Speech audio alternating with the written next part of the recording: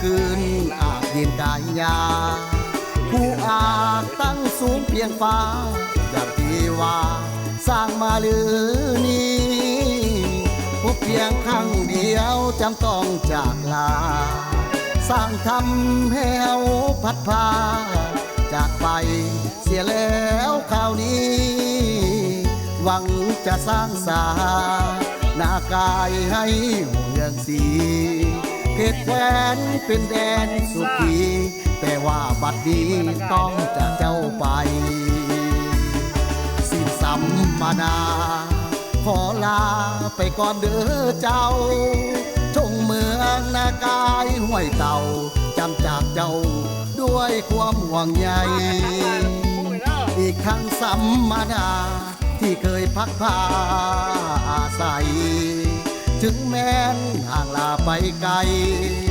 อะไรย้ำไกลจากจนคงเหลือเพียงไว้แต่การสร้างสาพวกเขาเล่าสัมมานาจะนึกไว้เป็นอานุสรณ์ผลงานเคยสร้างหวังว่าจะบ่หมุนมองวันหนึ่งคงได้หวนย้อนคืนหาอาวรณ์นากาย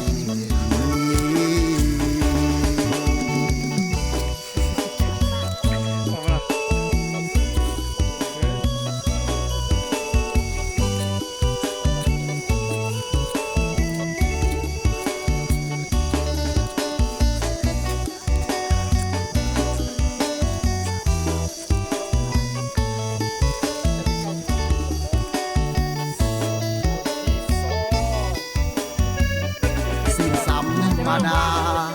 ขอลาไปก่อนเด้อเจ้าทงเมืองนากายห้วยเต่าจำจากเจ้า